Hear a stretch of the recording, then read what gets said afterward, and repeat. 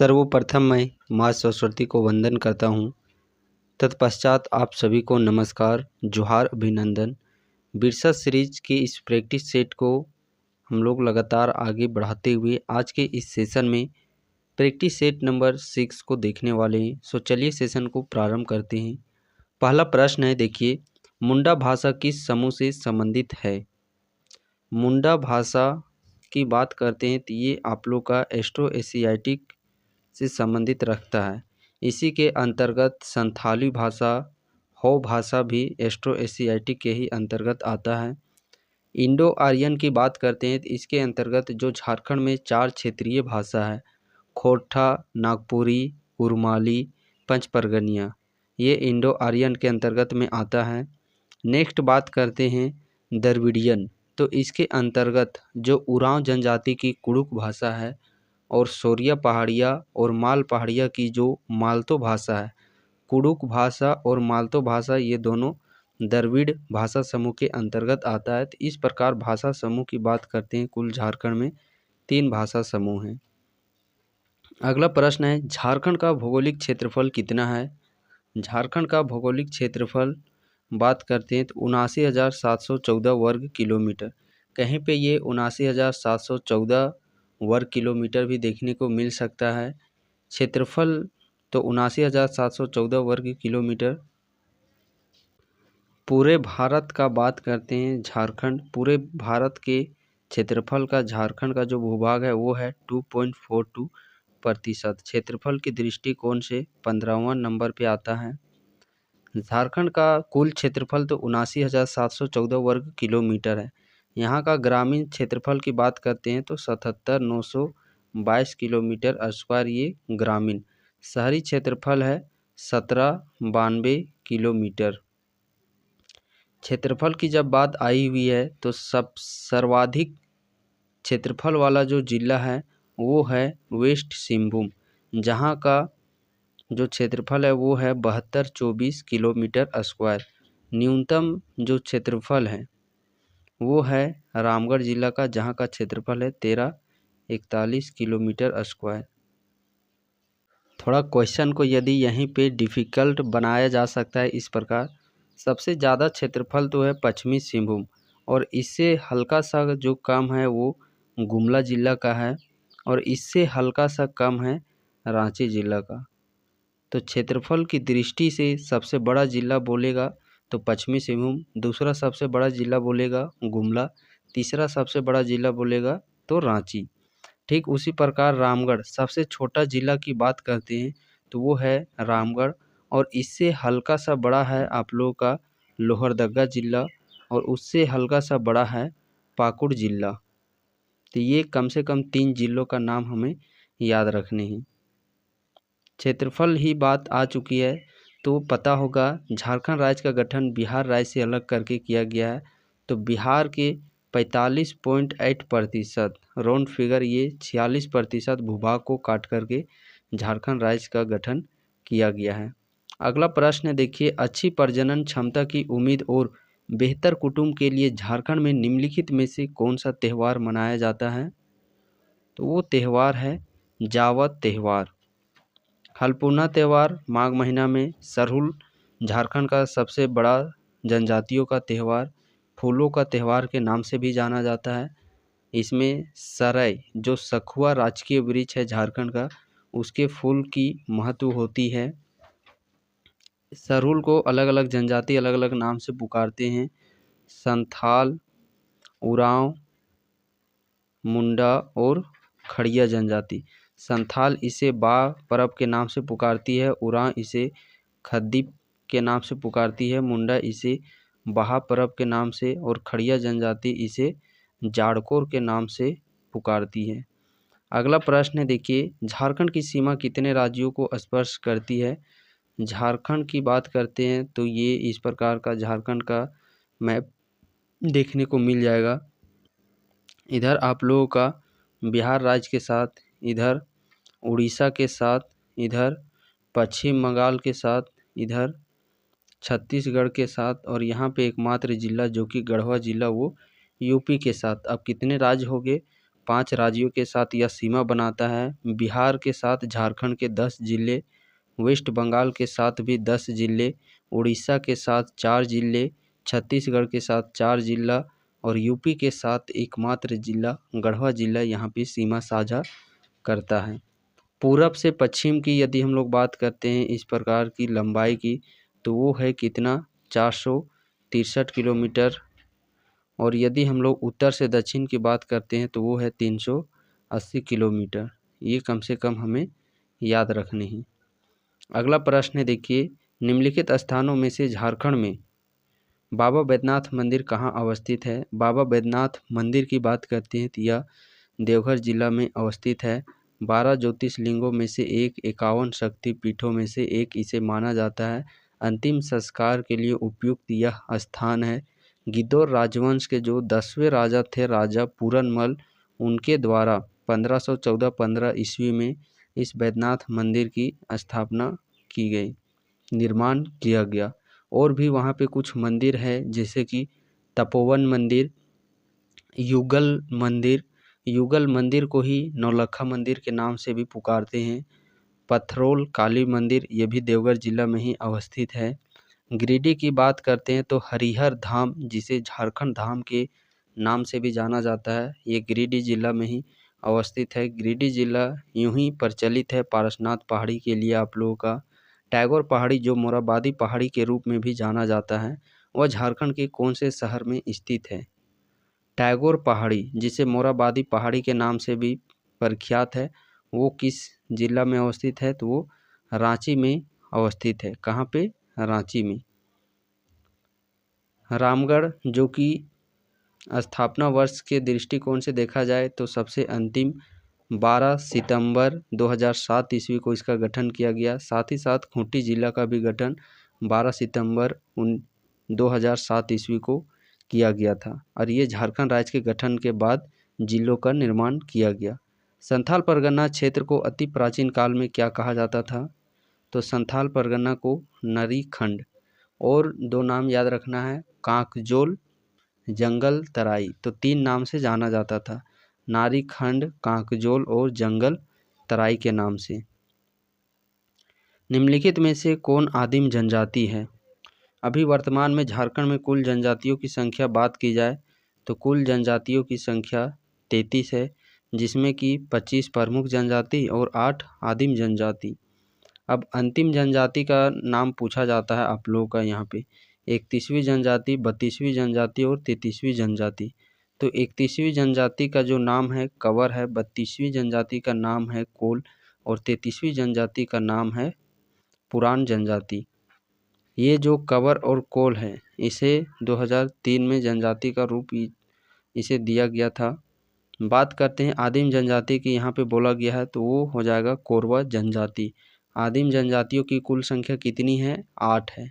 अब 8 कौन कौन से हैं, तो ट्रिक याद कर लेना है, बिट्टू को सबर से परसों। मीन्स एक है आप लोग का बिरहोर जनजाति, एक है बिरजिया जनजाति, कोरवा जनजाति, सबर जनजाति, फिर आप लोग को इधर याद रख लेना है परहिया जनजाति, सोरिया पहाड़िया जनजाति और माल पहाड़िया जनजाति और असुर जनजाति। ये कुल मिलाकर के 8 आप लोग के आदिम जनजाति हैं। झारखंड के निम्नलिखित जनजातियों में से किसे सरल कारीगर के रूप में वर्गीकृत किया गया है, तो सरल कारीगरी मीन्स हस्तशिल्प, जिनके हाथों में एक स्किल है, वो जनजाति है महली जनजाति। इसी के एक भाग है तुरी जनजाति, जो कि बांसों से आप देखते होंगे, सूप हो गया, झाड़ू हो गया, पथिया, दमराही, जो खांची होता है वो बनाया जाता है। बिरहोर की बात करते हैं, बिरहोर हो गया, कोरवा हो गया, ये शिकारी संग्रह करता जनजाति है। संथाल की बात करते हैं तो ये कृषक जनजाति है। महुआ टांड अभयारण्य झारखंड के किस जिले में है, तो महुआ टांड अभयारण्य ये लातेहार जिला में है। स्थापना कब किया गया था? 1976। ट्रिक का याद रखना है, मद हप गो। माँ से महुआ डांड अभयारण्य लातेहार जिला में, दा से दलमा अभयारण्य हा से हजारीबाग अभ्यारण्य, पा से पलामू अभ्यारण्य, गो से गौतम बुद्ध अभ्यारण्य। इन 5 जिलों का जो स्थापना है वो 1976 ईस्वी में किया गया था। बात करते हैं कोडरमा की, तो कोडरमा में एक तो गौतम बुद्ध अभ्यारण्य है ही, एक कोडरमा अभ्यारण्य है। इसका स्थापना 1985 ईस्वी में किया गया था। चतरा में याद रखना है लावालोंग अभ्यारण्य, लावालोंग अभ्यारण्य स्थापना 1978 ईस्वी में। तोपचाची जो कि धनबाद में है, उसका भी स्थापना 1978 ईस्वी में ही किया गया था। बेतला राष्ट्रीय उद्यान जो कि लातेहार जिला में झारखंड का एकमात्र राष्ट्रीय उद्यान, स्थापना 1986। बेतला BETLA, बी से बाइसन, ई से एलिफेंट, टी से टाइगर, एल से लियोपार्ड और ए से एक्सिस। कई दफ़ा फुल फॉर्म भी पूछा जाता है। अगला प्रश्न देखिए, हरित क्रांति का सर्वाधिक प्रभाव किस फसल पर पड़ा था? तो हरित क्रांति का सर्वाधिक जो प्रभाव है वो गेहूं पर पड़ा था और यह कृषि से संबंधित रखता है।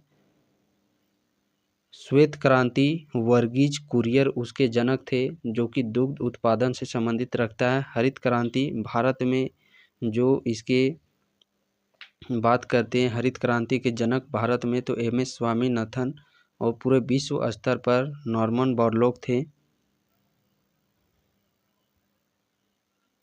झारखंड में हम लोग यहाँ पे बात करते हैं फसल की, तो सर्वाधिक जो फसल झारखंड में उत्पादन किया जाता है वो धान का, फिर मक्का का, फिर गेहूं का।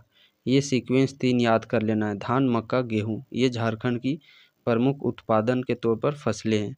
चावल अनुसंधान केंद्र कहाँ पे अवस्थित है? तो चावल ये कटक में अवस्थित है। शिमला आलू यहाँ पे है। जैन धर्म के पहले तीर्थकर कौन थे? तो जैन धर्म के जो पहले तीर्थकर थे वो थे ऋषभदेव। 23वें नंबर के तीर्थकर पार्श्वनाथ, और इन्हीं के नाम पर ही झारखंड का जो सबसे ऊंची चोटी पारसनाथ का नामकरण किया गया है। महावीर जो कि 24वें नंबर के थे।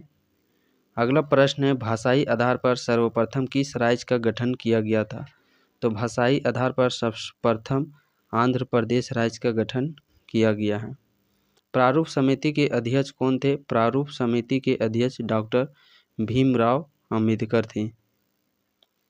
निम्नलिखित में से किनके बीच की औसत दूरी को खगोलीय कहा जाता है? खगोलीय दूरी, तो वो पृथ्वी और सूर्य के बीच की दूरी को खगोलीय दूरी।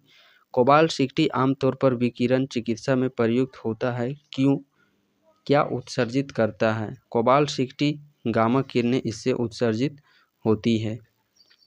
बर्फ, थोड़ा सा यहाँ पे शब्दावली थोड़ा सा मिस स्पेल्ट हो गया है। बर्फ जमीन झील के अंदर में, जमीन के अंदर में जो मछलियाँ जीवित रहती है, जो बर्फ जमी हुई रहती है उस झील के अंदर में मछलियाँ जीवित रहती है। इसका कारण क्या चीज़ है? तो झीलों के जो तली पर है वहाँ पे जल नहीं जमते हैं, इसका ये मुख्य कारण है। रसोई गैस किनका मिश्रण है? तो रसोई गैस LPG। क्या चीज़? रसोई गैस LPG। फुल फॉर्म याद कर लीजिएगा, लिक्विड पेट्रोलियम गैस। ब्यूटेन और प्रोपेन इसमें मिलावट होता है, किसका मिश्रण होता है? ब्यूटेन और प्रोपेन का। और जो गंध आप लोग देखते होंगे, पता चलता है, पहली बात जो LPG है ये इसमें किसी तरह का कोई भी अपना गंध नहीं होता है, और ये मिश्रण होता है ब्यूटेन और प्रोपेन का। तो इसको पहचानने के लिए सुगंध, इसमें जो गंध जो देता है वो मिथाइल मर्केप्टेन होता है। कंप्यूटर हेतु आवश्यक IC चिप सामान्यतः निर्मित होती है, तो कंप्यूटर का जो IC चिप है वो सिलिकॉन का बना होता है।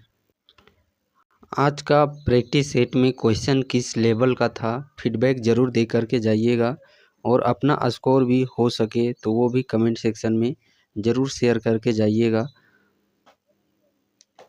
साथ ही देखिए, अब JCC गुरुकुल एक मिशन के तहत आप लोगों का जो भी दिया जा रहा है, अब हर बच्चा पढ़ेगा। इस मिशन में आप लोगों की भागीदारी सुनिश्चित एक बहुत ही भूमिका यहाँ पे निभाने वाली है। सो आप सभी अभ्यर्थियों से एक अनुरोध होगा कि आप इस मुहिम में ज़रूर से ज़रूर जुड़े। इस मिशन को देखिए, अब हर बच्चा पढ़ेगा तहत आप लोग के जेसीसी गुरुकुल जो online study platform Shubham Gurukul app में क्लासेस करवाए जाते हैं। हर एक बैच आप लोग के एक अफोर्डेबल फ़ी के तहत यहाँ पे लाए गए हैं। हर एक बैच देखिएगा तो जो मिनिमम आप कोई भी सिम यदि 1 मंथ का रिचार्ज करते होंगे तो उससे कम ही का बैच यहाँ पे आप लोगों को देखने को मिल रहा है। और इस प्रकार हज़ारों अभ्यर्थी अपने सिलेक्शन को सुनिश्चित करने के लिए यहाँ पे लगातार जुड़ रहे हैं, जुड़ करके अपनी तैयारी को सुनिश्चित कर रहे हैं। आप इस दौर में कहीं पीछे ना रह जाए, तो आप भी एक अफोर्डेबल फ़ी के तहत शुभम गुरुकुल ऐप को डाउनलोड करके यहाँ पे जितने भी रनिंग मोड पे क्लासेस चलाए जा रहे हैं, जैसा कि देख सकते हैं झारखंड उत्पाद सिपाही हो गया, दुमका चौकीदार, जो कि काफ़ी दिनों से वहाँ पे एग्ज़ामिनेशन पेंडिंग पड़ी हुई है। और आप सभी के लिए मैं बताना चाहूँगा, चाहे दुमका चौकीदार हो गया, चाहे सरायकेला चौकीदार हो गया, बहुत ही जल्द आप लोग की खुशखबरी एग्ज़ाम से रिलेटेड देखने को मिलेगी। चूँकि ऑलरेडी आप लोगों के अलावा 20 से 22 ज़िलों में प्रक्रिया संपन्न हो चुकी है। साथ ही देखते होंगे अभी कुछ दिन पहले स्क्रूटनी तैयार कर 16 से 18 ज़िलों में होमगार्ड भर्ती को लेकर के 8000 से प्लस वैकेंसियाँ देखने को मिली है। तो उसके रिगार्डिंग भी देखिएगा बैच यहाँ पे चलाए जा रहे हैं। और एक बहुत ही बम्पर वैकेंसी जो कि पलामू चतुर्थ वर्गीय भर्ती 585 पदों पर वैकेंसी लाई गई है। इसका भी बहुत ही जल्द आप लोगों का जो सिलेक्शन जो परीक्षा का प्रक्रिया है वो प्रक्रिया बहुत ही जल्द देखने को मिलेगी। यदि आप इनमें से किसी भी बैच से जुड़ना चाहते हैं सो प्ले स्टोर में जाइए, इस प्रकार का शुभम गुरुकुल लोगो देखने को मिल जाएगा। साथ ही इस वीडियो के डिस्क्रिप्शन बॉक्स में भी जा कर के आप ऐप को डाउनलोड कर सकते हैं। बहुत सारे पीडीएफ वहाँ पे फ्री भी प्रोवाइड किए जा रहे हैं। और ये जो बिरसा सीरीज का प्रैक्टिस सेट का पीडीएफ है, ये भी आप लोगों को वहाँ पे इस ऐप में देखने को मिलेंगे। किसी तरह का कोई भी जानकारी चाहिए देन आप इस नंबर पे व्हाट्सएप पे मैसेज, साथ ही आप डायरेक्टली कॉल पे बात कर सकते हैं।